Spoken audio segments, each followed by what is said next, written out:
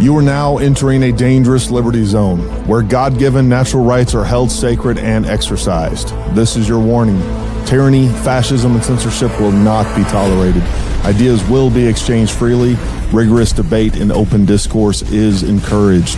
If you are weak and your beliefs are fragile, you should leave now. Prepare yourself. We are now live on the Dangerous Liberty Podcast.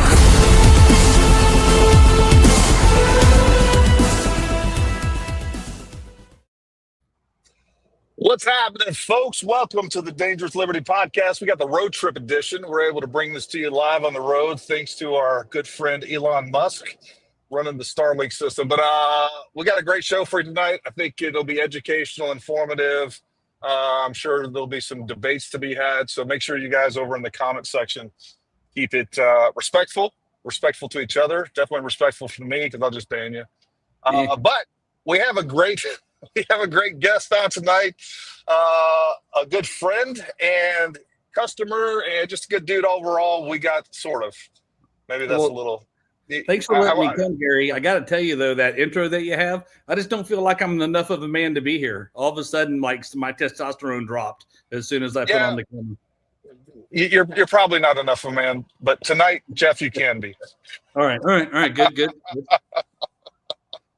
We'll pretend tonight you are.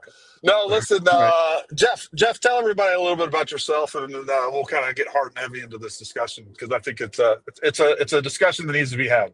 All right. I guess let me just keep it down to the shooting aspect, right? So, former Marine, intelligence, and then counterintelligence. When I got out of the Corps, I did a lot of IDPA stuff and shooting. Later on, I did service rifle, and then eventually I did some PRS. And over the last 3 years, I've been doing bench rest, both tactical class and heavy rifle.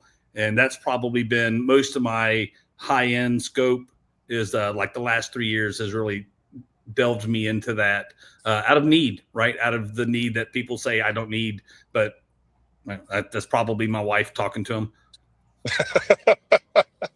All right. So for those of you that I'm sure most of you guys over in the comments know, so, this all started off with me posting a video about the fact that just trying to kind of inform people, look, a $600 optic is never going to be a Night Force, insert whatever brand, right? I don't really care. I like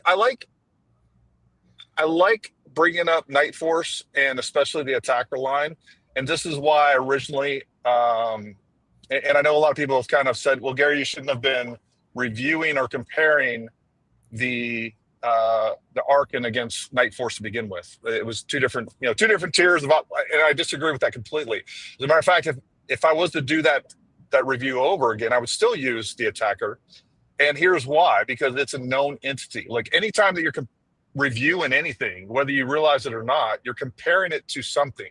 It's also the same function set, right? Yeah. I mean, and that to me makes it even more comparable. I wouldn't compare a hunting Zeiss with a basic reticle and MOA turrets to a mil tactical scope and think that they're supposed to act the same, whereas an Arkin is supposed to act like a attacker, right? Yeah, and I guess I took it for granted that we would all walk away with the idea that, hey, look, these are not the same. And I said what I needed to say about that. But again, I do think it's a good standard to grade any optic against because it's known entity. The quality is there. There are lots of optics, and I'll tell you, I will get critical of Night Force tonight for sure. There are lots of optics now, especially now, that are better than Night Force and better than the attacker line. So it's not like I almost want to say that I don't really consider Night Force, at least the attackers, top tier at this point. No, me either. I think Night Force brings out the rage in people, which I don't know what it is, and no one can spell it either. So if you can't even spell Night Force, what are the odds you were really looking to buy them, right? There's no one's on a horse, right? It doesn't come through there. Well, there's apparently a lot of Arkin owners that can't spell Arkin either. I've never seen so many variants. I've never seen so many variants of Arkin. I didn't know that you could spell it that many different ways and it still come out, phonetically as Arkin. Anyways, so, one thing I have said this to people many, many times if they're looking to buy optics, and that is, again, we are a Night Force dealer. I love Night Force. I've said this to our dealer rep, by the way. like the Night Force attacker is at least 5 years past due from a Gen 2, something new. Like the feature sets on it, their competitors are blowing them away with it needs to be updated. They still sell it's versions that aren't front focal plane, right? There's still models of attacker running around that aren't even front focal plane, and it's like, who buys that, right? Who buys that? Somebody, I guess. Yeah. So they definitely they're past due for an update. And again, when the attacker came out, top tier, I don't think it was ever S&B quality or Swarovski quality, but I would say that when the attacker first came out after the Beast, which was kind of an issue. For those who don't know, the Night Force Beast, best example of advanced scope technology. Anyways, hammer at the time, it was where like Zero Compromise, Collis, and some of the and Tangent Theta wasn't around at the time, but it was kind of at that point when it came to a high-end tactical scope. It was pretty much one of the best you could buy with the nicest features. And you just can't consider a Night Force attacker that anymore because there's just the competition. No, so the best thing about attacker was that you had so much adjustment per rev, right? I mean, and that was really the big thing. Is all of a sudden you had for me that MOA Mafia guy, I got 30 MOA per rev, right? And so I'm still within one circle for out to $1,000 on almost any caliber. Well, and the funny thing about that now is we look at everything is kind of going the opposite way, not necessarily in the MOA world, but nobody cares about the MOA world to begin with. But in the mill world, we went from like 15 and 12 mils per revolution down to 10, which makes a lot of sense.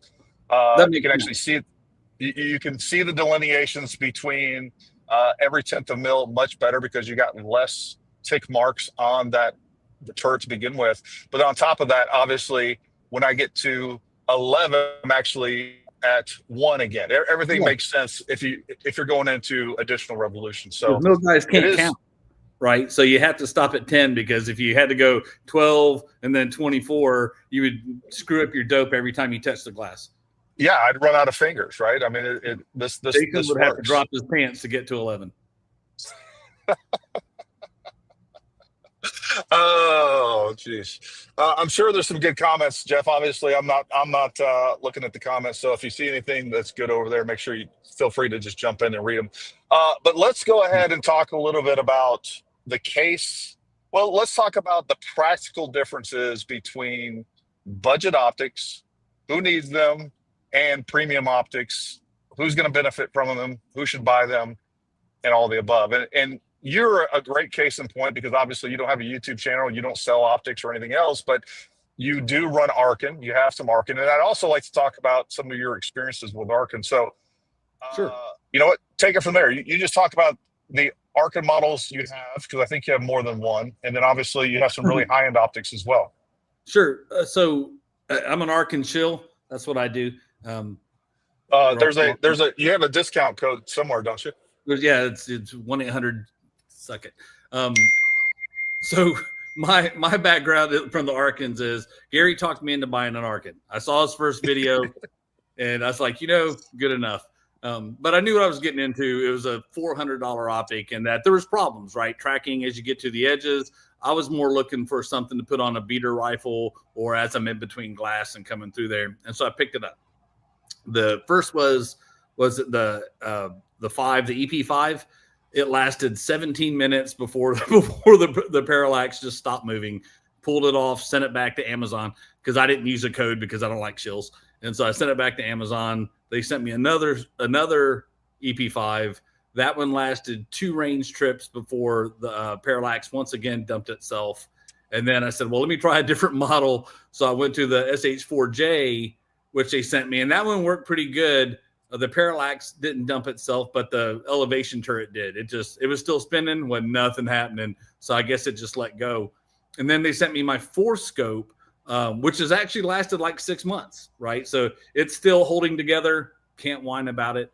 From a use standpoint, if I'm within like 300 yards, either on the 22 or just goofing around in good light, it looks great. It looks amazing, right? Until you have to get in and start fiddling with the parallax, you actually get a really nice bright picture. But once I get to 600, finding focus gets pretty tough. Once I get to 1,000, I'm really having issues trying to find that right parallax spot. And for me, really the biggest thing is oncoming light. Shadows is one thing. I don't really have to shoot in the shadows. I'm not a sniper, right? I'm shooting at paper on days. But my range that I use most of the time, they go east to west.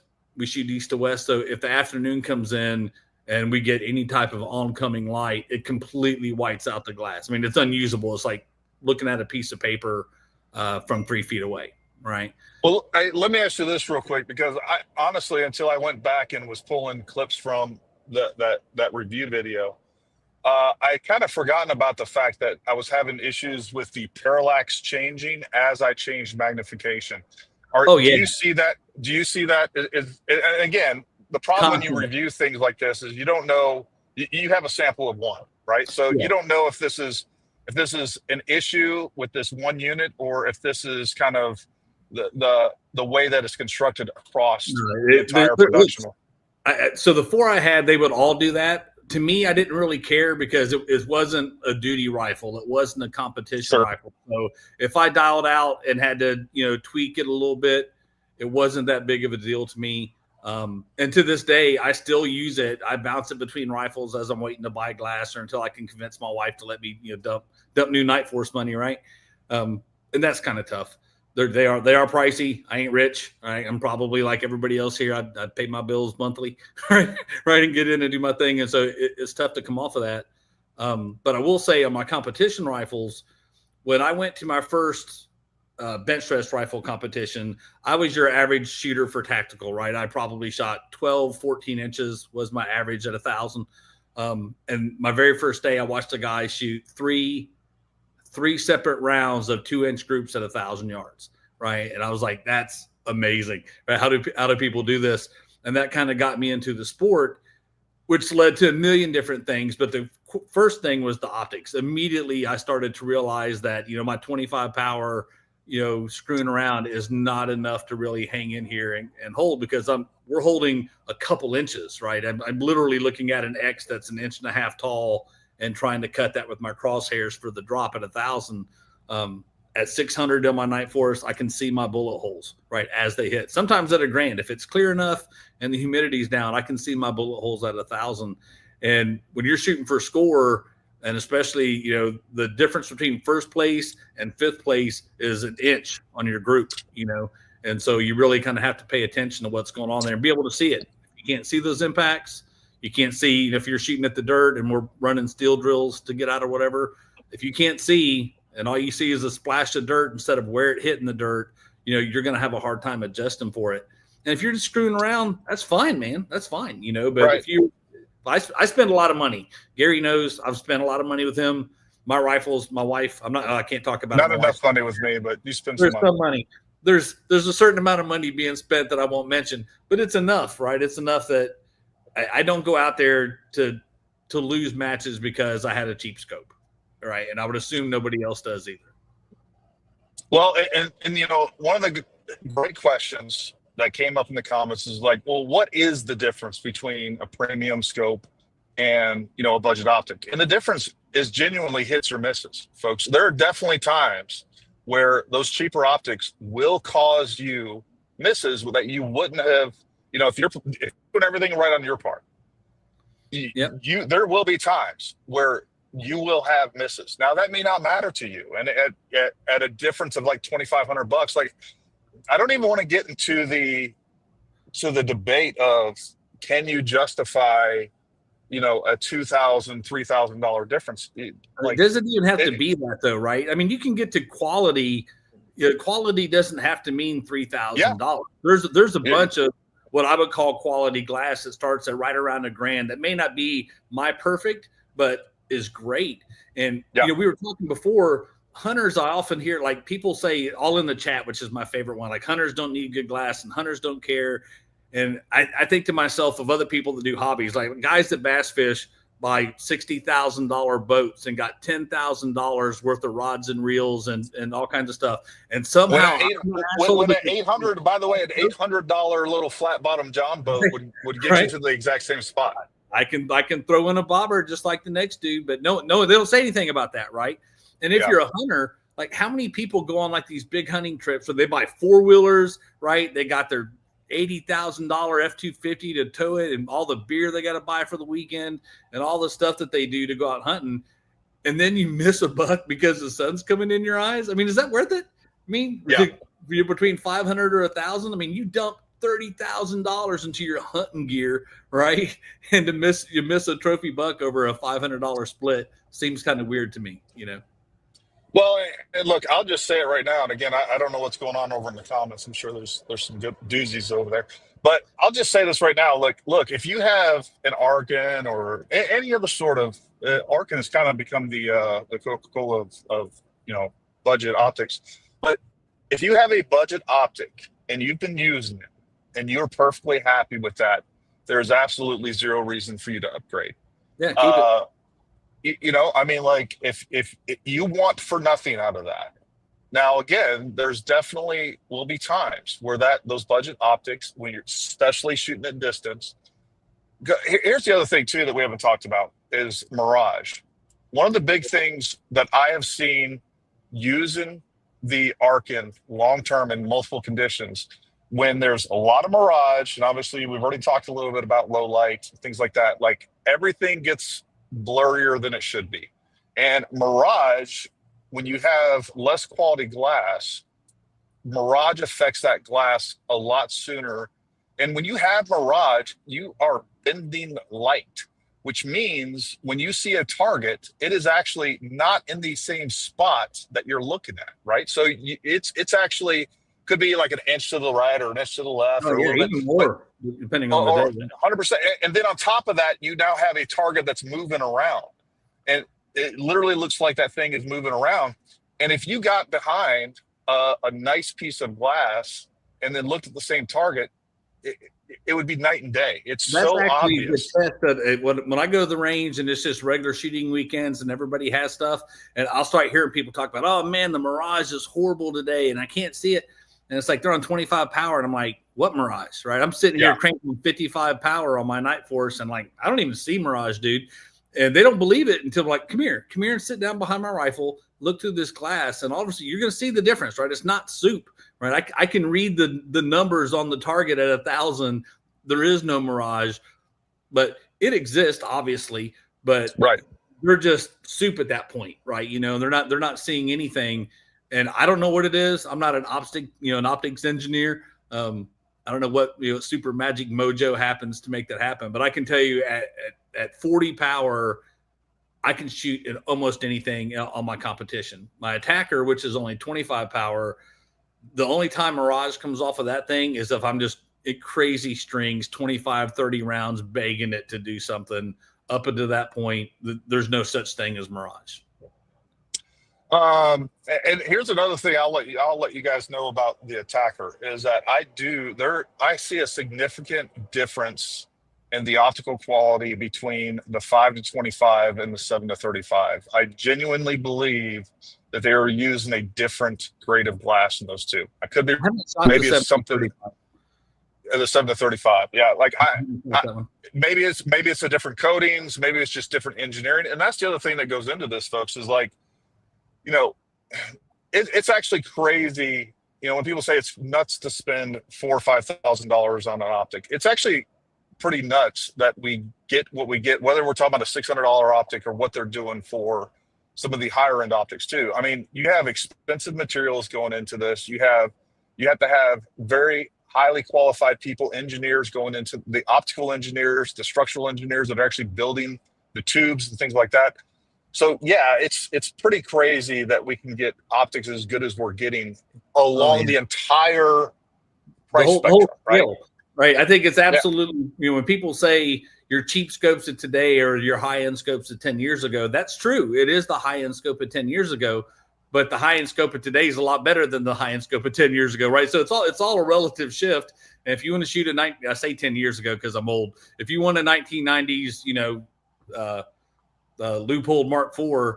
Well, okay, that's a vortex nowadays, right? I mean, it is what it is, but modern one is still going to cost you. If you start looking at, was it Mark VI now, Mark 8s that come across, and they're $4,000 and $5,000 just like that, right? You don't have to have it, but the whole thing is a sliding scale, right? If you're fine with it, who cares? Who cares? Yeah, if you see any good questions down there in the comments, too, Jeff, go ahead. I saw one where someone was asking about the difference in a hunting scope. What makes a quality hunting scope? I'm trying. On your opinion, I feel there's a difference between budget versus premium when it comes to hunting scopes versus long range, etc. 90% of the hunters I know in Kentucky winded anyway, right? And that was from Ryan that popped up there. Ryan, I'm not a big hunter, but I know quite a few people that do hunt. And the ones to me that shoot on more quality are really just looking for clarity. They're not the ones I know. They're not dialing. They're not doing a bunch of stuff. They're that 0 to 300 yards, and they're just looking for clarity in bad conditions. So for them, it's usually, and this is what I hear, right, is more about low light and being able to pick out colors in low light, and that's their difference, right? So they can see that deer through the trees or on the power line or whatever. So they say. I don't know. And even for the hunter, like, it just depends on where you're hunting and what conditions you're hunting and all that. But there is, folks, Zeiss, we're a Zeiss dealer. I don't sell a lot of their hunting scopes. We have the Conquest and we have other hunting scopes. But there is definitely a difference in light transmission and color and contrast that you can see with the different coatings and the different, these companies are not screwing you over. They're definitely putting more time, more money, more engineering into these scopes that cost more, whether it's a hunting scope or whether it's, a tactical scope or a long range optic, whatever you want to call those. So, Henry said, right, that a hunting scope can be more, I'm sorry, Henry said a hunting scope can be more budget friendly if you're within 200 yards in dense forest. Yeah, man. I mean, you can shoot an LPVO, right? It's 200 yards, dude. You could be iron sights at that point, right? Yeah, I mean, I was just saying, you could use a red dot or a freaking fixed 4-power or something like that. Shoot it with my 1911 and go all FUD on it. Yeah, you can definitely do that. There's no doubt about it. And here's the thing. I mean, if you're shooting under 300 yards, it really doesn't. If that's all you're ever going to do, then yeah, you don't need to spend a bunch of money on. I think at that point, probably an Arkin is overkill for most things. Yeah, I can't imagine shooting deer at 300, needing 25 power, all the rest. In fact, it's probably a detriment at that point to even try to use 25 power because your field of view would be so shit, right? So a quality optic for that can be a lot less inside of that tier. You don't need, and I say need. I argue this all the time. Need is a very relative thing, right? What I need and what someone else needs is really personal. And so it's hard for me to tell you that you need this or you need whatever you want to buy. I don't give a shit, right? You can shoot whatever. In fact, if you're shooting against me, I hope you buy the worst scope you can buy, right? And come on out there. That makes my day that much better. But ultimately, right, it does come down to what you as a shooter feel that you need to get it to work, right? And if you're out there and you see the problems with it and that bugs you enough, then maybe it's time for better glass. If your glass feels perfect and you go out there and you think, hey, this thing is the bee's knees, right? Then why are you talking about it, right? Leave other people alone to spend their money and be happy with your glass. Yeah, and I'll tell you guys, if you do invest in good optics and you're using them all the time, man, it's hard to go back the other way. It is really hard to go back. It really is, because you start to, especially once you get enough experience and you can tell the differences. And look, if you took the average person on the street and you put them behind a zero compromise, and hell, you could probably throw up a Tasco up there, all things magnification area, you have them look through that, they're not going to be able to see the difference. But when you are spending a lot of time behind that glass and you start noticing those differences, and then you're using those high fidelity optics with all the coatings, a lot more engineering, better glass, all the things, and then You go jump on something cheaper, like it becomes super obvious, super quick, especially Oh at yeah. distance, especially at different conditions Go out with a and all buddy. those things. Go out with a buddy that has Yeah. good glass and swap rifles for the day and shoot. And it's like you say, if you don't shoot that often, right? If you're the guy that goes out to the range once a month and you shoot your ARs with your buddies or whatever, you're not going to notice. You're not going to care, right? If you're the person that's going out there and you're spending hours behind the glass and your eyes are getting tired and right drying out and you're doing all those little tricks and you're trying to come through there, all of a sudden, when you go back to that cheap glass, you start noticing all that stuff. Like, oh, the edges look really freaky. Oh, hey, there's this big shadow spot, down this road where people normally stand, but now all I can see is a gray blur instead of definition between what's happening, and it starts to make a difference then. But do you need that, right? Like I said, most of us, we're not. Like I said, I'm not a SWAT sniper, right? I don't run around. They're sure not going to deploy my old fat self, right? So that's not going to be a problem. At this point, I shoot paper in nice bright white light, and even I can tell the difference between good glass and bad glass, right? Well, it's funny you're talking about getting your eyes getting tired and all that. So, we first started running long range classes. I had an old loopholed gold ring freaking spotter, and we're running that. That's what I used when I was in the military for the most part. We had a couple other ones here and there, but that's primarily what I used and continue to use.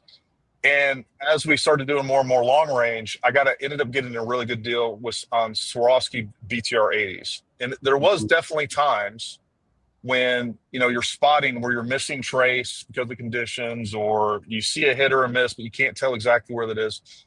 But on top of that, every time that I was running courses and spotting all day long on those old loopholes, man, I had a headache, eyes were tired, I was exhausted at the end of it. With the Swaros, you can be on that thing all day long. You do not get tired. Your eyes don't ache. Like, there's a huge difference in and that's another thing too, is like, people don't realize is as you're looking through different optics, your eyes are constantly adjusting. That's why it's really important. That's why it's super important to make sure that you adjust your diopter correctly, because your eye will actually focus on that reticle and make a blurry reticle clear, but your eye is working really hard. So your eye is doing that through an optic as well, and you don't even realize it. People don't set up the scopes right most of the time too, right? You'll come out there and they're like, oh, first of all, the numbers and your parallax aren't really 100% accurate anyway. But but on most good glass, they're kind of close. But if you don't set it up correctly to begin with, it's never going to line up. We did have, we did have a comment from Harold Shepard that said his cheapest budget scope is a S3 Zeiss, and I just wanted to say, screw you, Harold Shepard. Speak of the devil, what's going on, Ray?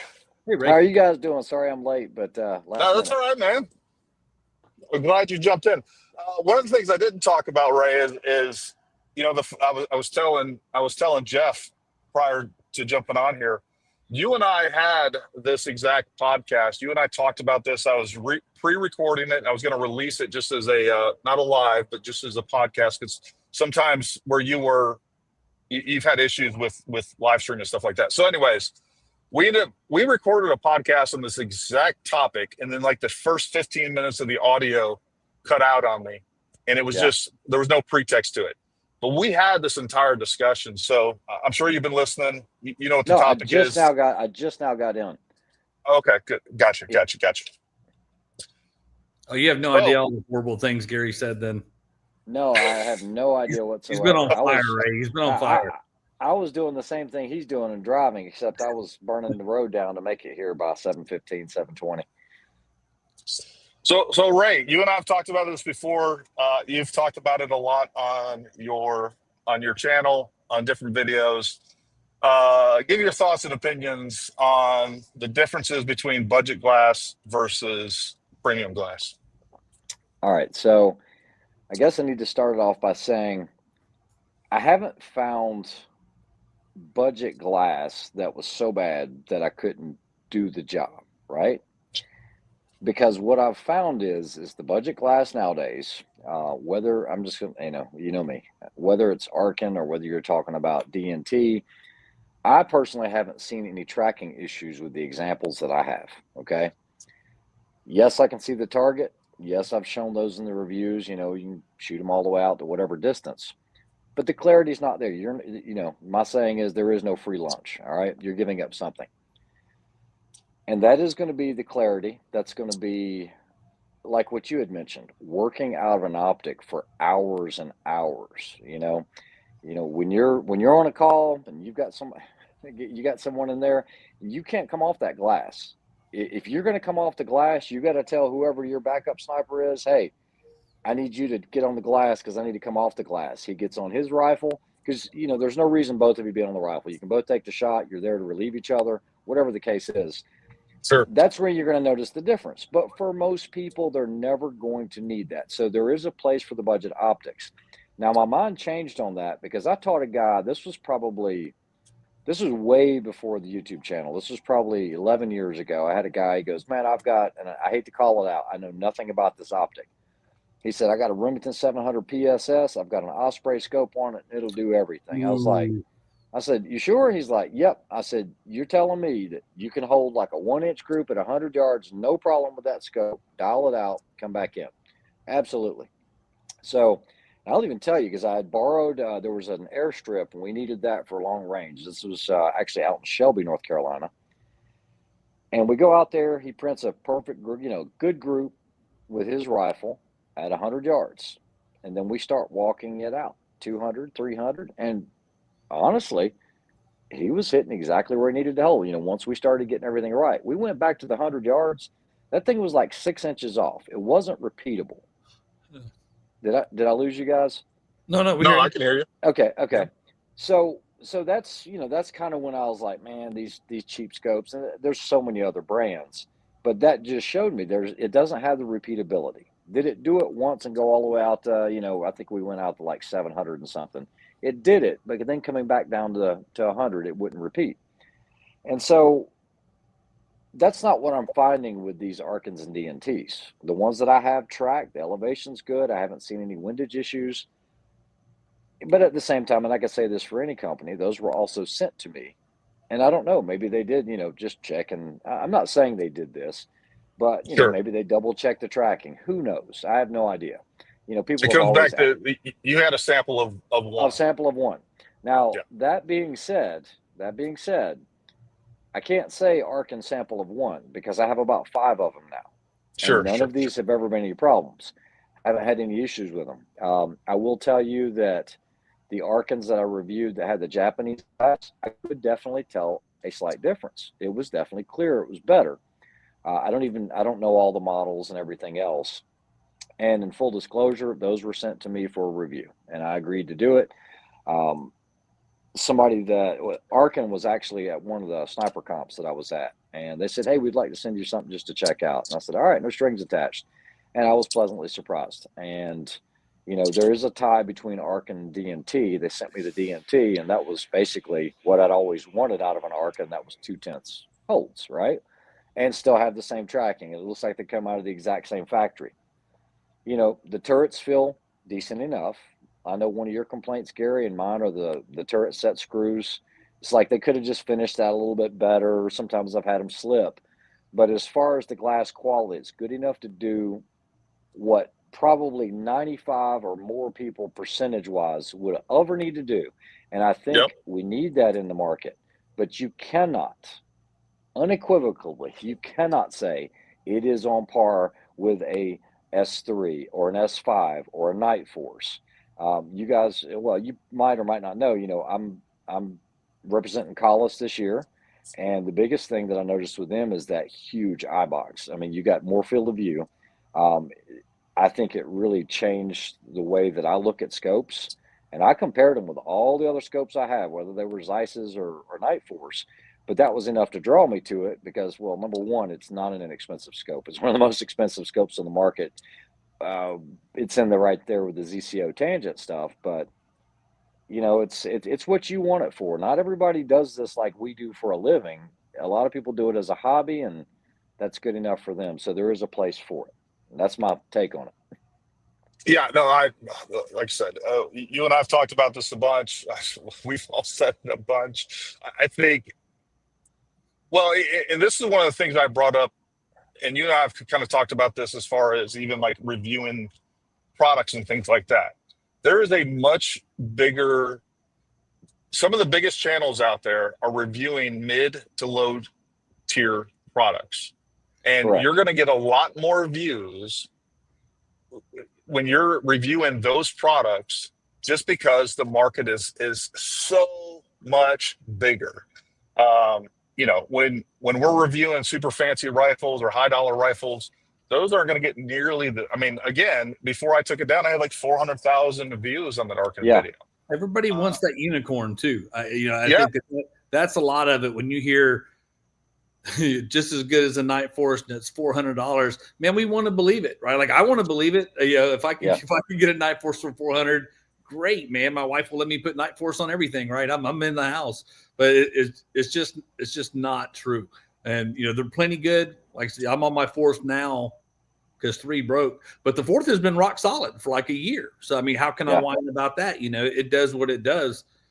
But I think to me, Gary, like with the videos that you posted here, that's what makes it so fun is that people just hear what they want to hear, and you can say all these things that are qualifiers, but if you snip it out 4 seconds of this was just as good as the Night Force, and it could be the paint job. Who cares? They hear the paint job was as good as the Night Force, and all of a sudden, Gary said Night Force sucks, and I should be buying Ark, and we'll get pissed at you about it, right? Like there's a real disconnect between reality and what's being said.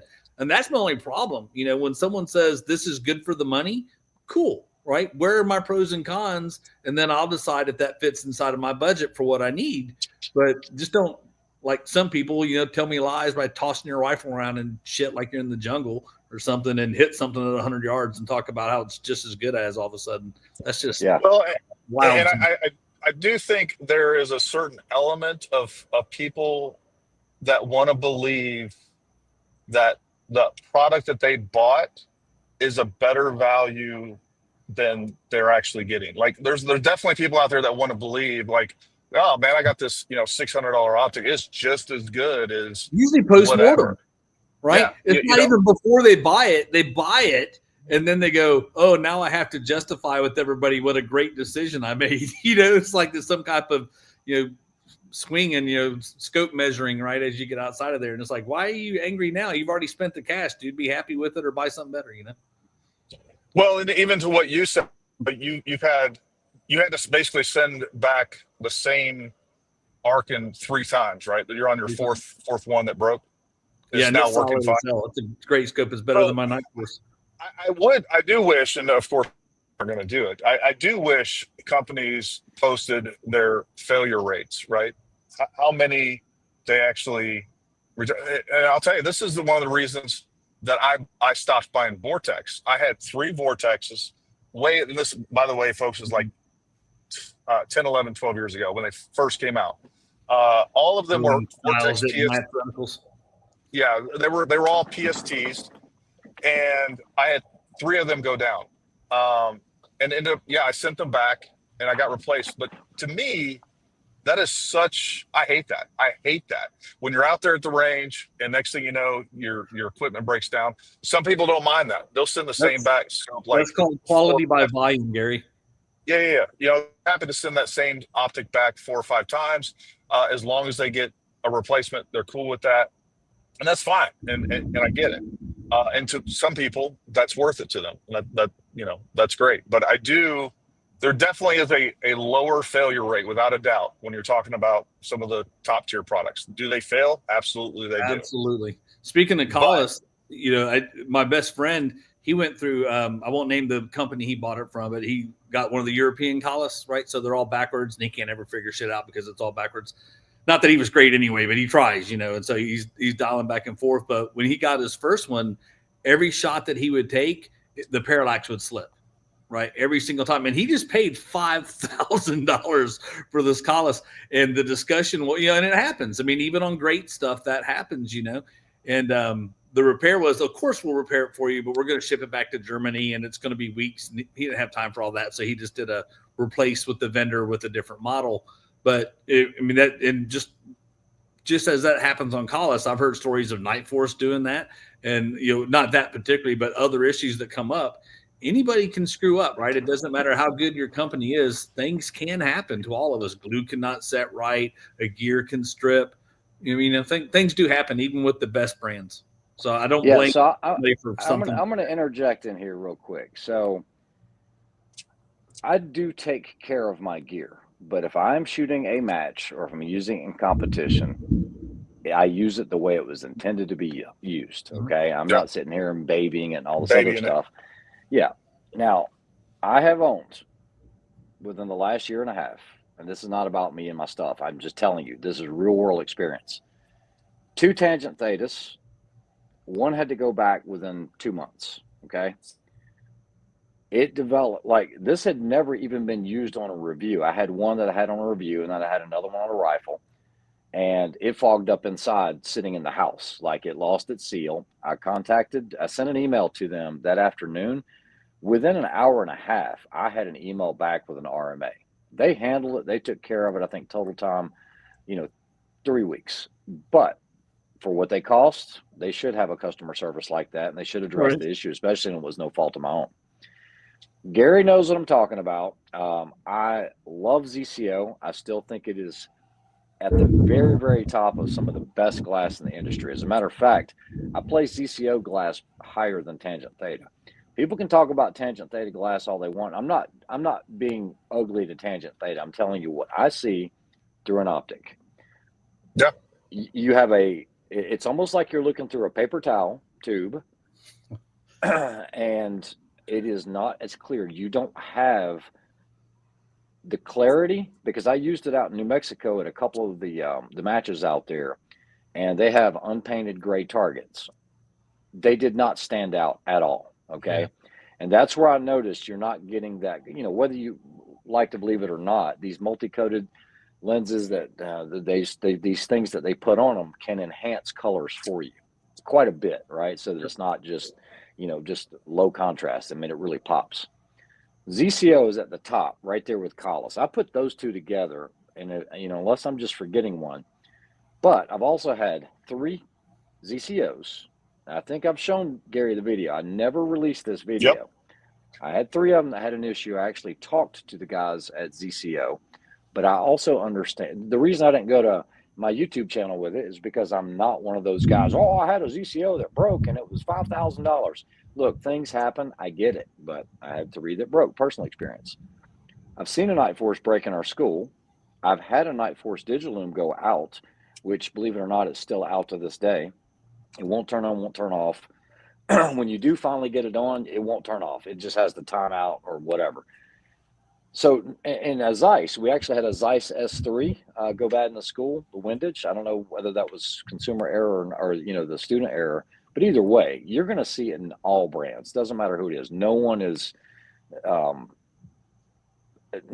a perfect product. Yeah. No one's immune to it. And so it's, this is where that value comes in too, because I saw one of the comments on your video.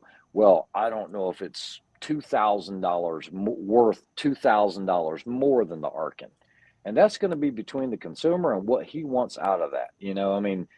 Do I think it's worth $2,000 more for, if you're giving me the choice, and money is not an option? That's the thing, is it's not an object here.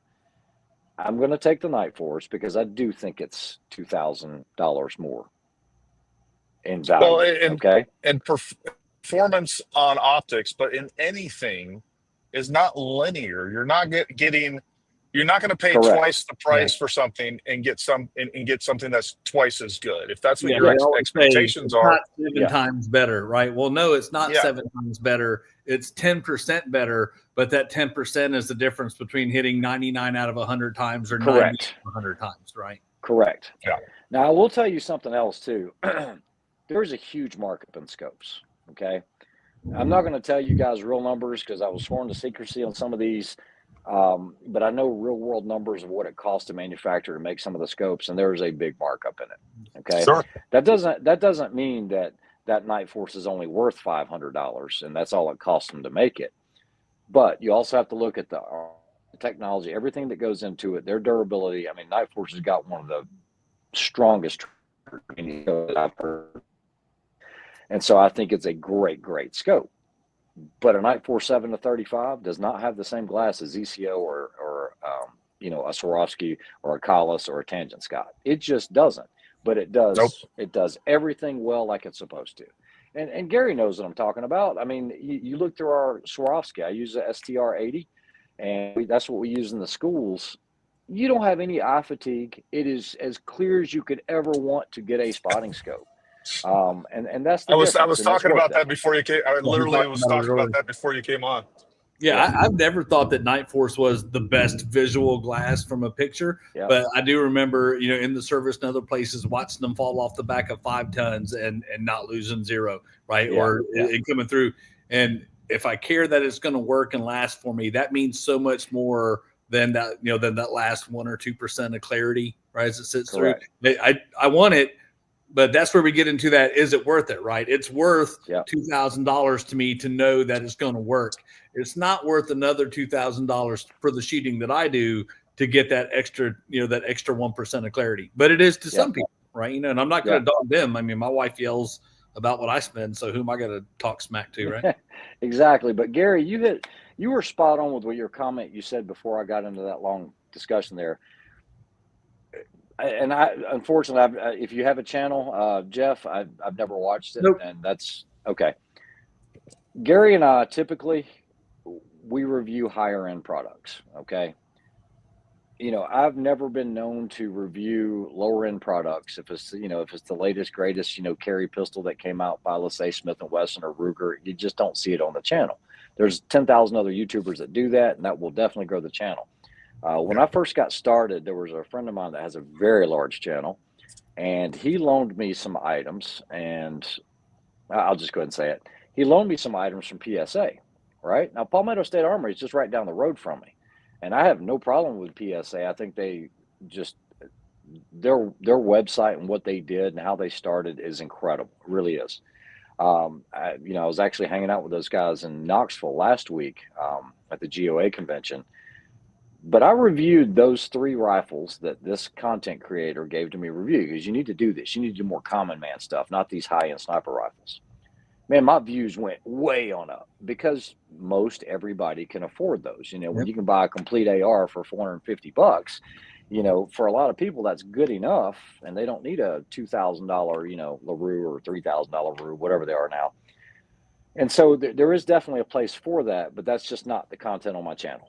Okay, because I can do an internet search, and I'm going to see 30 videos to choose from. But if you go and look up a Cadex Kraken, how many good reviews are there, or how many are there even out there, or anything recent? You might find Gary's, or you might see mine where I was with Gary and we put it in the title.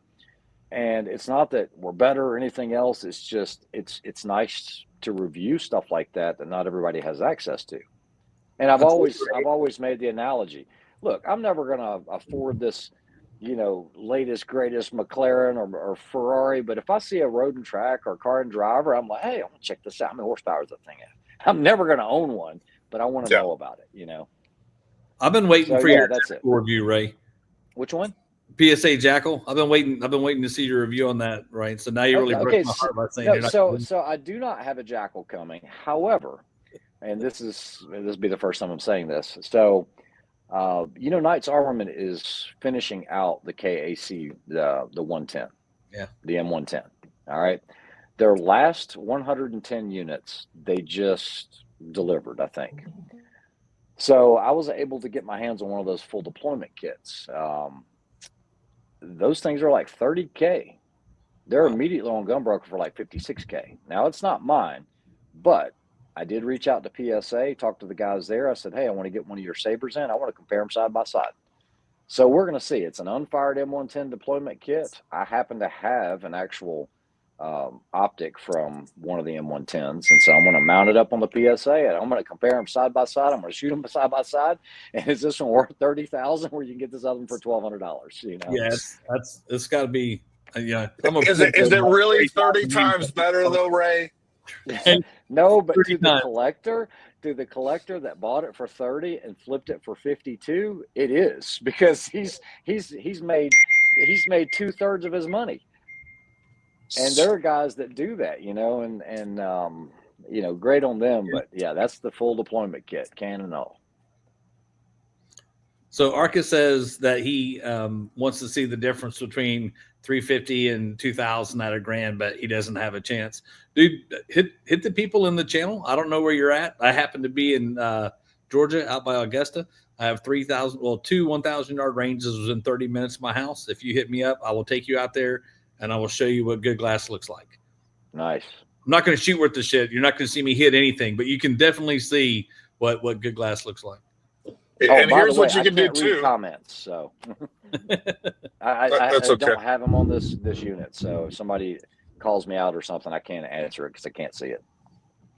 Well, Jeff will let you know. I can't read comments either. My son's supposed to be, but he's just licking the window over here. So far, everyone's being nice to Jason. Jason keeps calling me gay, so I don't know. Sponsor? Yes. Jason Sponsor. How did I know? Here's an option for you guys. Again, if you come to our long range schools, you're going to see a variety of optics out there. You can see the Zeisses.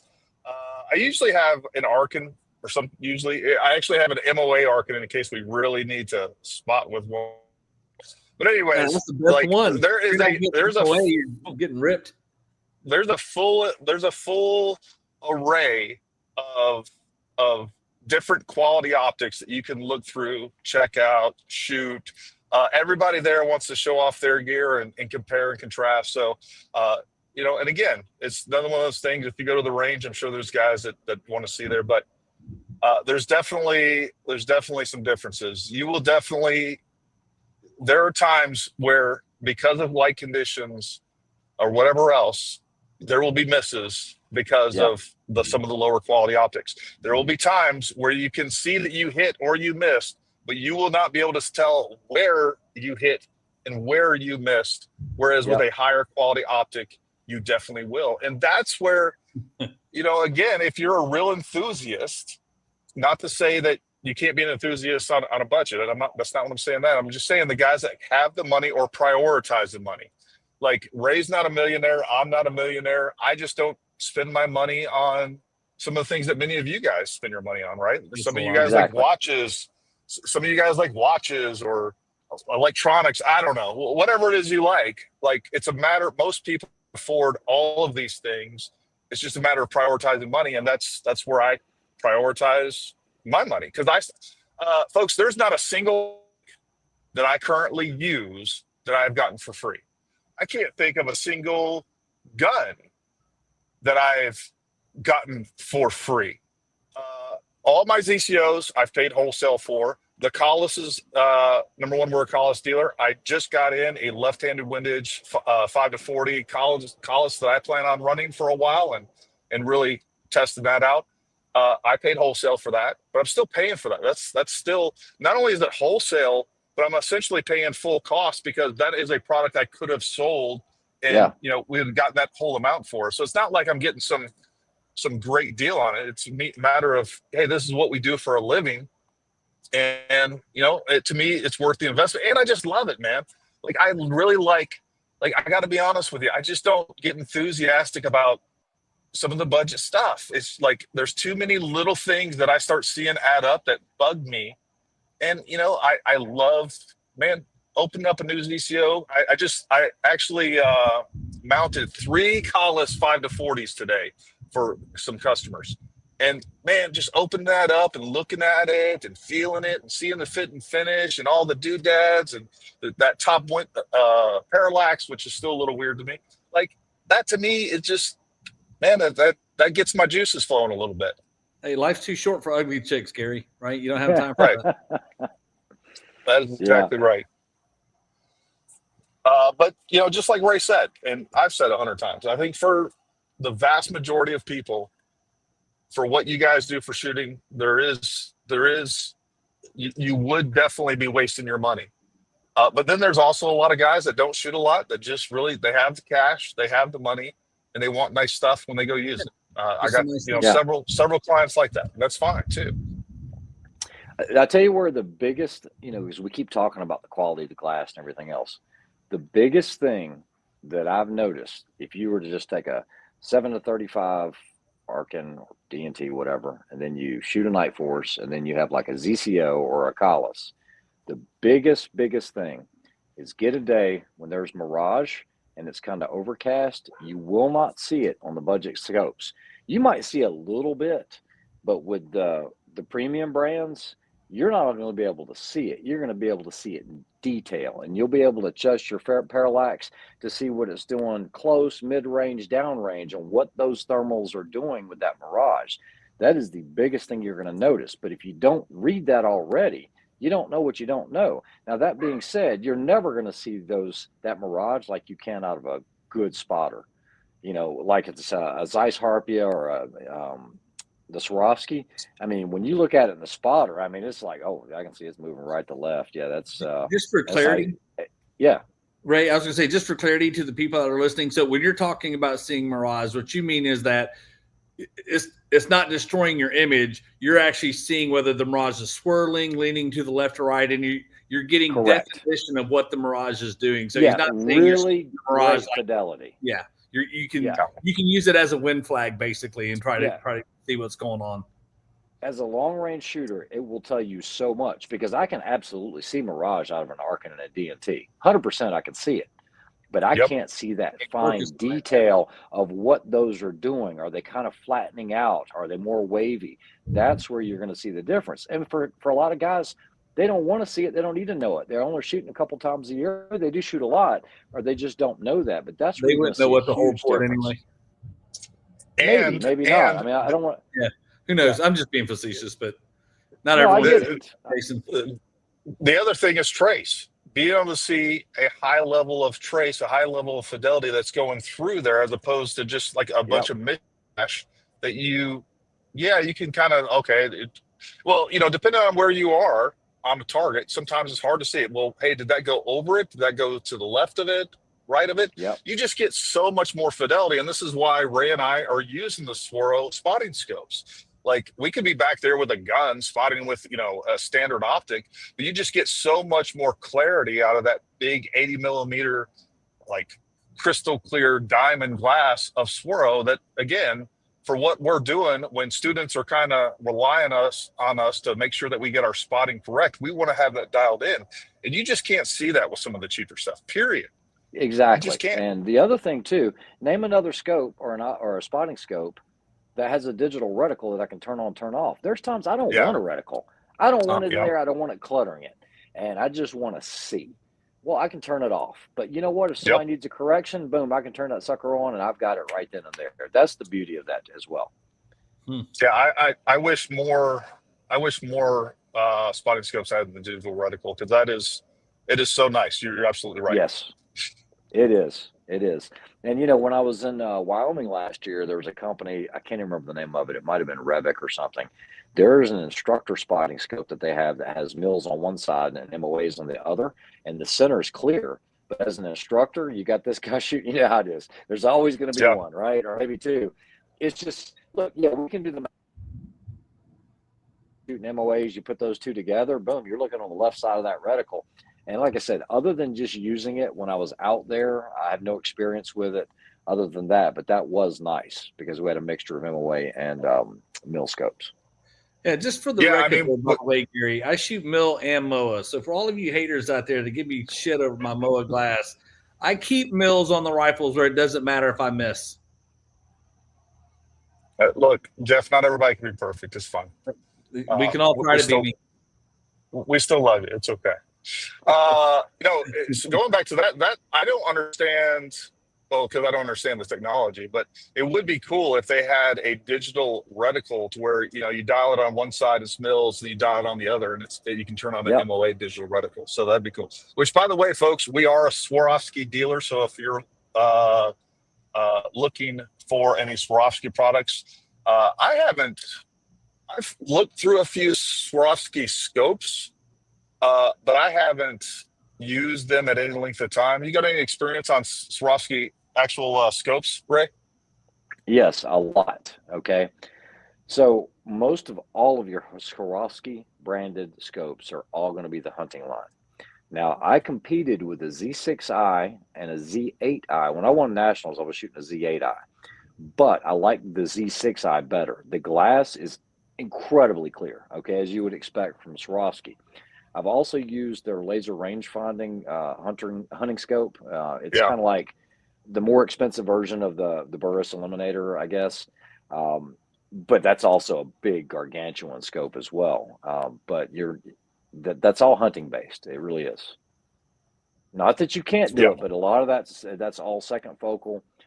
Just like on their LPVOs, they're all, as you know, if you're a dealer now for them, I mean, they're all second focal. There is a place for that in certain segments, and like I said, I prefer mills, but I can shoot MOA just as easily. But here lately, I've been doing nothing but first focal plane, unless it's like a hunting application where it's either flat enough. There's, I think of the one in the Swarovski. It's not called a B drop, but it gives you reference lines, and you put it in the app, and then you just figure it out, and you'll be able to hit your targets all the way up to about 500, even though it's second focal. Just got to be on max power, and there's a lot of times you don't want to be on max power, Yeah. So. No, I haven't seen that with I don't use spotting scopes, so it's kind of a little bit different for me. I don't have to do that and watch classes. And you're talking about the reticle, and it just made me think, man, how cool would that be, right? In just your regular scopes, if you could swap reticle or reticle times, whether that was an image that turned on and say go between, a small dot 2 line for one, hit a button and get a Christmas tree reticle for the other, and dump that through. I wonder how far away that is in the market, right? Where the it's all coming. Yeah, that sounds. Yeah. I could see spending some money on that. I really could. I'd bet some of the thermals with digital reticles already have that. You can switch. Matter of fact, I know they can. You can switch from MOA to mill. But I guess that's another topic for another time for sure. But I was talking to Gary. Go ahead, Ray. No, I was just going to say, when you were talking about thermals, Gary and I had a conversation like 2 days ago. And, I did a review on that DNT, that Thermite 635. That thing rivals some high-end military optics from 5 years ago. Like, it's doing stuff that I'm like, how are they doing this for $2,000, $3,000? Whether we like it or not, this technology is coming. And it's proving out. I mean, these things, they got laser rangefinders built in them. You can click on it, and if you've got your bullet information in there, it'll tell you where to hold over, or it'll move the reticle for you. It's coming. And like what your question was, Jeff, the technology is probably there. It's just no one's been motivated to do that yet. I'm sure there's a way where they could do it. I saw your review, and that was actually the first time I was quasi impressed with class that would do some of that math for you sitting through there. What was that, one of the Burris models or something that out? That's the Burris one. As a matter of fact, there's an NRL competitor that saw that, and he ended up buying one because of that video. And I was like, I don't know if it's the best for that because of the wind, but when I reviewed the XTR, the PS, look, that doesn't have laser range finding, but I can take anybody and it doesn't matter. It's almost so easy. Matter of fact, I threw one on the Seekins, because it is a heavier scope than what the Night Force was, but I saved a ton of weight because R3 Designs, I talked about them in the video. I got a set of those legs, and it made the triple pull MDT go from 2.2 pounds 6 ounces to like 15 ounces. So all the weight that I saved, I was able to throw that other scope on there, and I was like, you know what, this will work. So there's a lot of things coming up for weight savings. I think you're getting ready to hear a lot of news coming from other companies. You know what, I'm just going to shut up now. But anyway, there's some cool stuff coming out here soon. Awesome. Yeah, especially based around that NRL Hunter. That's become so popular. I haven't had a chance to even shoot one yet, because the minute they open up registration, it fills up within like no time. So I want to try to get one next year. Weekend before last, actually going through it with the buddy, where we were going through what action, what trigger, how much can we actually pull out of this stock, and what profile do I need to come on my barrel if I have to do a 5-shot string but still don't want to be nasty. And we must have spent 2 hours with the calculator, going through doing the ounces, trying to make that that little thing hit. And I mean, glass was a big part of that, right? Yes, it's huge. Yeah. There's only so much weight you can take out of rings. Yeah, Correct. I mean, at the end of the day, getting a good quality, repeatable, accurate rifle at 12 pounds with bipods, by the way, it's a challenge. It's a challenge. Yeah, we run a 17 pounds is our light rifle for bench thrust, and then anything over that is heavy. And for us, it kind of turns funny just to try to watch people hit 17. You know, they're coming in at 16.9 because they want every ounce they can get. And let it be the day, right? Let it be the day someone you put on the wrong rings or something, and all of a sudden they're 17.01 pounds, and you see a 60-year-old rich man cry like a little girl, right? Because he's now DQ'd, for the rest of the day for that, 0.01 ounces. Yeah, well, you think about some of the sniper rifles. I got a buddy of mine that's getting ready to pick up an AXSR, and base weight on that thing is like 13, 14 pounds. Now you got to your normal scope's going to run over 2. You're already at, let's say it's 14. Now you're at 16. Then you're adding a bipod. You're at 17, 18. It's nothing to have a 20-pound sniper rifle. I know, because with all these ruck matches, before I knew any better, like, these things get heavy. You throw a Wilcox on there or something like that. Yeah. Or you run a fat barrel, right? Like that 1.25-inch barrel, put 3 pounds on your rifle, man. You're in the 23-pounder right away. And you haven't even absolutely. Yeah. Inch 250, or something like that. Yeah. We got Adams 201 says, any opinions which optic has the best glass for 1,000+ yards? So if we're just talking about the best glass, man, it's and I'll let you guys. And again, this is one of those questions that, man, it really needs. There's a lot of nuance built into this, or there should be. If you just want the best, it's hard to get past like Collis or ZCO. I agree wholeheartedly. It's also like you can put an Arkin or even cheaper optics and still hit a target at 1,000 yards. But if you want the best, you can still do it at a mile. There you go. Yeah, I mean, if you want the best, those are Collis. As far as glass goes, tangent theta, I agree with. That's one of the reasons that I currently don't carry tangent thetas, is I've never been impressed with the image that you get through there. As far as you get a lot of tunneling, and even for me, like when I'm spending 1,000 more on a tangent versus the VCO, like even for me, I have a hard time seeing that. But there are some cool things about tangents, right? There's zero system. There's some, how that tool is zero system. Every optic should have it. There's a lot of great things about tangents, and I don't mean to go off on a tangent about it, but again, they definitely have just about all those companies are using the highest grade shot glass. Like that's the reality. And then on top of that, they're putting a lot of engineering into not only the coatings, but the build of the optic, how it handles light, how it manages light. Like there's some crazy technology that requires a lot of machining, a lot of really specialized people. Like those things aren't cheap to build. And to raise point from earlier, let's say it actually only costs $600 or $700 to actually build every single tangent theta or whatever it is, right? But also, like they're employing really high quality people. Like they don't just have a bunch of people in there on the assembly line. They're doing some real physics with light in there. Just because the markup on each one, they don't sell for those of you that run a business, all the crazy things that go into running the business. You might make 30% a margin on a product, but when it's all said and done, if you clear 7 or 8% after taxes, fees, all the other stuff that goes into marketing, there's a lot that goes into running the business for sure, and especially a business that's here in the United States. All kinds of stuff that y'all do. I mean, your margin gets ate up a lot on just the customer happy portion, right? Yeah. I think me, like on this question, when I hear someone say like, what's the best glass for 1,000? I kind of go back to, what do you mean by glass, right? You mean what is just the best visual thing that you can have at 1,000, and I almost find that to be less relevant to me than what is it you're going to do at 1,000. I find that a lot of the makers, if you're buying purpose-built glass, like say for bench rest, right? There's certain scopes that are made for bench rest. Would that be a great scope for you to go shoot PRS with?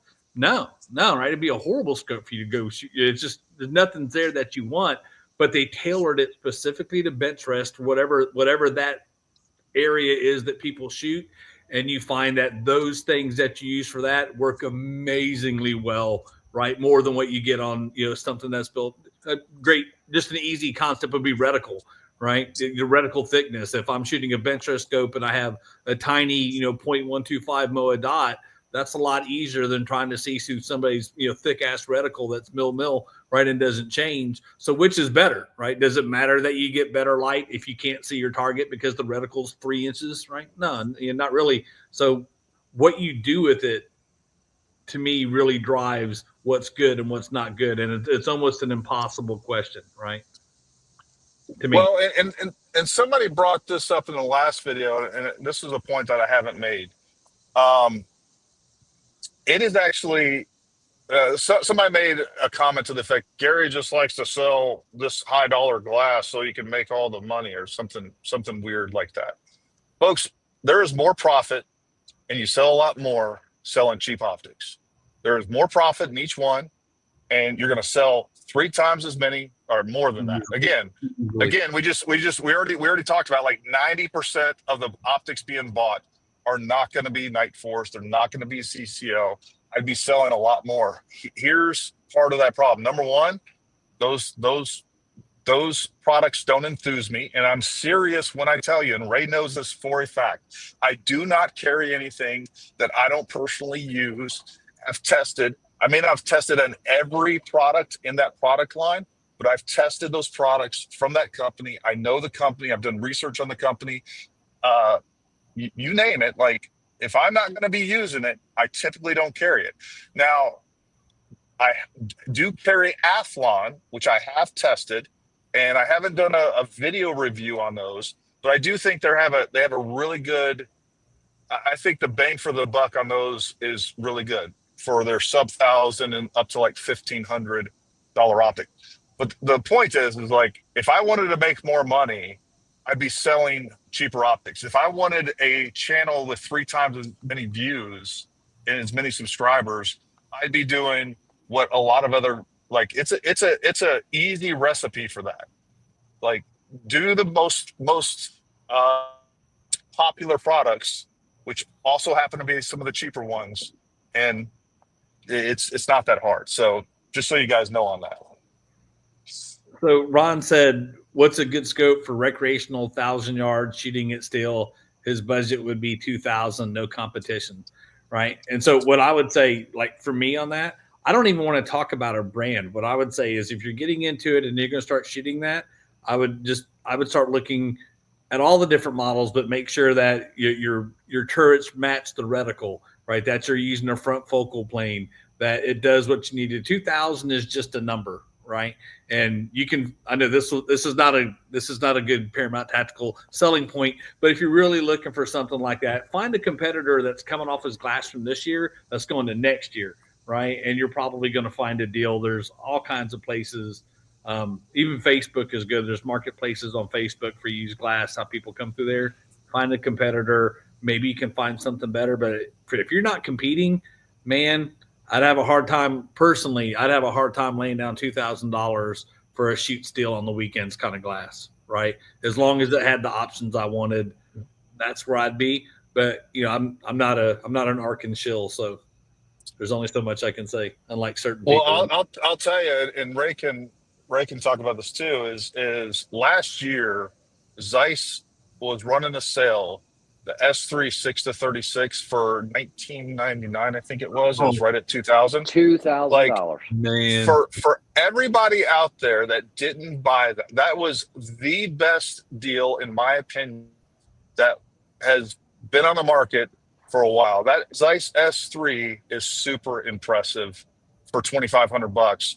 The 6-36, the 4-25, I think is like, it's right at $2,000, but it's a 50 mil objective lens. Also, an excellent optic for the money. But when they were selling that, I For sent out a bunch of $2,000. newsletters. Yeah. Yeah, I that's was a like, steal. guys, if you don't get this, you're dumb. And we definitely sold a lot of them. But my point here is, if Zeiss ever does that again, hopefully they will. Man, if you can get that optic for $2,000, it's a my really wife good deal. is in the chat, so I just, Melanie, I know you can hear this, right? When Gary calls me next time and says, "Hey Jeff, you've got to spend this $2,000," I won't hear no whining, right? Gary said, and Gary's always right. So if he says I need to spend that $2,000, we're just gonna have to make it happen, baby. So next, about a week from now, we're gonna hear in my comments of another video saying Gary said that the Zeiss S3 was better than ZCO, that it was better than. Yeah. It's as good as. It's as good as. It's That's on it right par. there. Ray said it. Whoa. See now, Ray, you're down For there. half the price. For half the price. That's it. Ray said the magic words. You're done. That's okay. That's okay. I'm good with that. All right, Jeff, you got any scroll through those comments, see if there's any comments worth or questions that we haven't addressed that are worth addressing. Not that everybody on there isn't worth addressing. I'm sorry we haven't been as interactive tonight, but I am driving. I don't have to sell anything. So there's a lot of them are really kind of repetitive. What's my best? What's the favorite? Come on, guys. You got Google. I'll tell you, if you guys want to know my favorite, I'm just telling you right now, it's probably neck and neck between ZCO and the Collis. I mean, the features on those, I am really interested to spend more time on the left-hand windage with the Collis, and see how I like that. Makes perfect sense. I think we should probably have left-handed windage on more rifles. That should be an option. But both of those are really. I have not heard anybody complain once they got a ZCO or a Collis. I'm sure there's somebody out there. I'm just saying, out of the hundreds that we've sold at this point, hundreds of ZCOs, dozens and dozens of the Collis already, because we just became a dealer for them, like, I don't know, a few months ago. I mean, people just love them. They're happy with them. That is another thing, though, folks, and that's one of the other reasons I don't like some of the other cheaper products is there's just a higher failure rate. You're gonna see that, and I've seen that just through personal use. You can also, one of the things that Ray and I have a benefit of is we get a sample size in our comments. And even if you look at some of the other videos where people talking about issues that they've had with some of the budget brands, like it's a thing. And also, like I said, Ray and I can kind of see, like, if we're reviewing a product or whatever else, and suddenly people are popping up with all kinds of issues, it gives us a better insight to the longevity of products and the overall view of a product line, for sure. Yeah, when I was talking earlier about pretty much every brand you can think of, I recently just had to send back my Vortex Razor 8. And, I like Vortex. I like the Razors. They're a little on the heavy side, but I think for like the 1 to 10, their optics are really good. But I know that I don't have to worry because I've got that lifetime warranty. But I don't like to be without my optic. I'd rather never have to send it back in, even though it was just. Yeah. And I wasn't even shooting any competitions. I was like, man, I got the time. Let's just go ahead and send it now. Sometimes it's just an aggravation because now you got to take it off. You're gonna have to re-zero it. You're gonna send it to them. But they do stand behind their products. But no one is immune from something breaking. I don't care who the company is. Yep. Just keep that in mind. No one wants to hear you where you shoot every weekend and you're running from one state to another for a match and have a scope go down. Oh, what drama! Yeah. What drama! Yes. Or even drag all your gear out to the range only to experience an issue, or God forbid. And the reason we carry backup guns and rifles and optics and everything else, like when students get out there and there's an issue, we had a major issue with triggers the last course. I think we've identified the issue. That broke my heart, by the way. I was really sad to hear that because that was my baby. Yeah, like if you're running a Bixen Andy, make sure you're not getting any sort of solvents down in those. Those are clearly fairly sensitive to some solvents. It's not a hard problem to fix. You just got to be more aware of it. But it's something to take into consideration without a doubt. Mm-hmm. Mm-hmm. Yeah. But yeah, anyways, you get out there, whether you're taking a course, whatever it is. And I don't care if you're talking about, like we see this with our pistol courses, carbine courses, gear goes down. And it definitely happens. So, but I will say, it's just been my experience. I've seen a lot less failures with some of the better quality gear. It still happens. Zeiss S3 is a great example. Ray talked about it earlier. We had one windage have an issue during a course. And then I did have another customer, his windage messed up, and then they returned it very quickly, like got it to him within a week.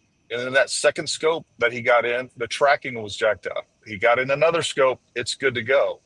But, so things do happen. But I can tell you right now, we sold a bunch of those optics, and that's definitely the only guy that's I'm just trying to think to make sure that I'm not lying here. I can't think of any other person that's had an issue with the S3s, but they do happen. Yeah. I've used mine really hard. I think I got like 4 or 5 of those things, and then one of the Ford or whatever it's called, 425.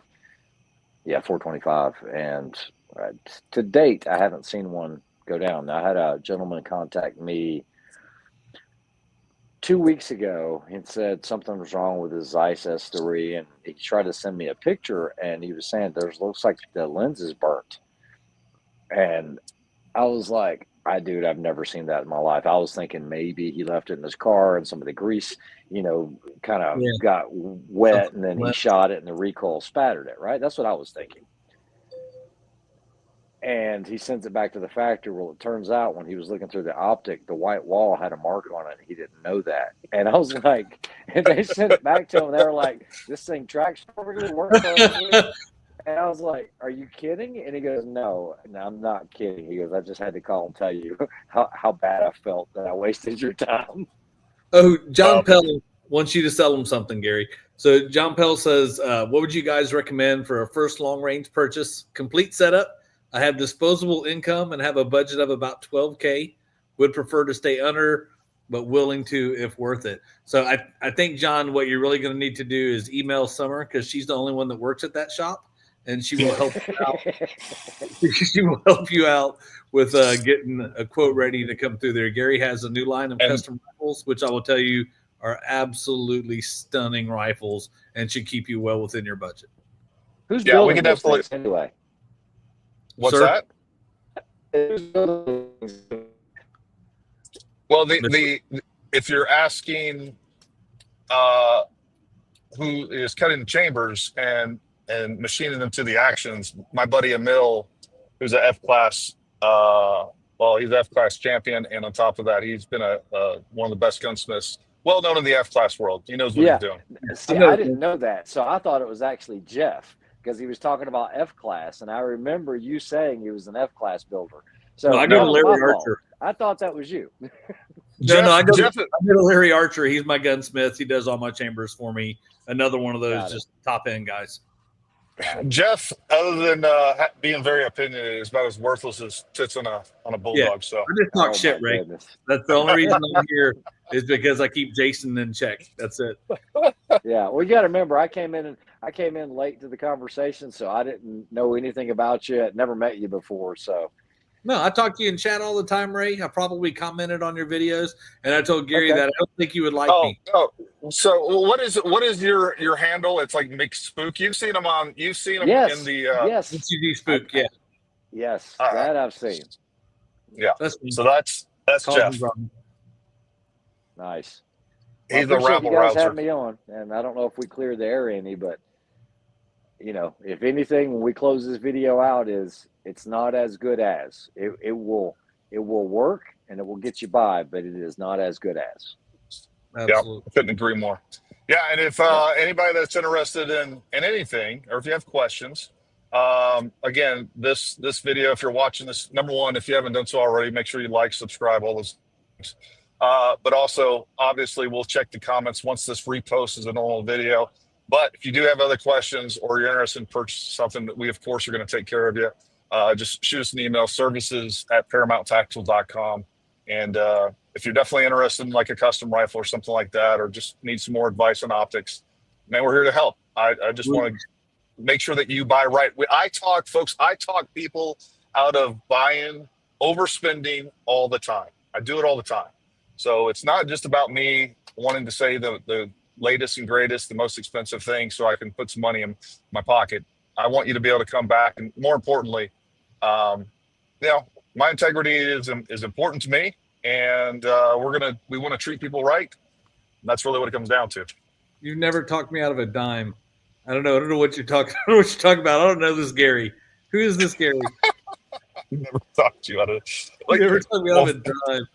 Well, first of all, I've never talked you into anything either. You tell me, hey Gary, I want this, and then we find it for you usually. Well, I'm a horrible customer. Yeah, I mean, I absolutely am, and I'm one of those people that when I want something, I want it that minute, right? And it's like, and Gary's like, yeah, I'll have it for you in 2 days. And I'm like, F 2 days, dude. I can get it right now if I drive to Savannah. So I'm getting it today. I think I probably cost them more from that. I'm a horrible customer, but I have bought many things from them. I will say the Wooks chassis I got from you has probably been one of my favorite purchases. And Ray, you're the one that convinced me to get that one. I looked forever to see that if it could take an 1.25 inch barrel, and nobody said it until your review where you had your 1.25 inch barrel, and I was like, "That's my go sign, Gary. Hook it up, right?" And so we got it shipped pretty quick, and I love it. It's a beautiful chassis. Nice. Yeah, I'm like you, Jeff. I don't like to wait. You know, I'm not a waiter. Summer on speed dial. I mean, he wasn't lying when he said he uses his stuff and he believes in this stuff, because when I walked in the store, I was in heaven. I was like, this is all the same stuff that I like and use. And so I'm like, Summer, do you have any of these bags? Yep, I'll take 3 of them. And then I felt like the next day, Summer, do you have this? Yeah, I got them in stock. All right, I'll take them. There's a good thing about the store. I told my wife many times that the store that Gary has is kind of like what I've always said I wanted to do, but I just don't have that kind of time. Like if I ever made a store, I would want it to be the kind of place where it's the man store, right? You walk in and it's good rifles, but only the rifles that I would shoot, and it's good knives, but only the knives that I would use, and that type of equipment. And I can't make a business out of it because no one likes me. I'm not as pretty as Gary. I don't flex like that. But I love what goes on there. I way appreciate both you and Gary, the fact that you're just honest about things and how it comes through. And I don't think anybody is worth the crap unless there's integrity back behind it, right? And I would rather someone have integrity, and I spent more money or spent more time with people that are honest and come across that way.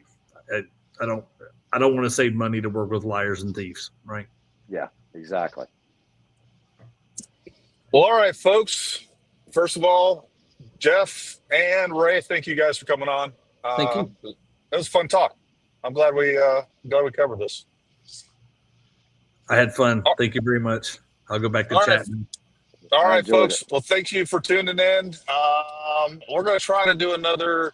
We'll try to do another one this upcoming Wednesday. That remains to be seen, but I'll announce it whether or not we do it. But until next time, stay armed, stay ready, and we'll talk to you soon.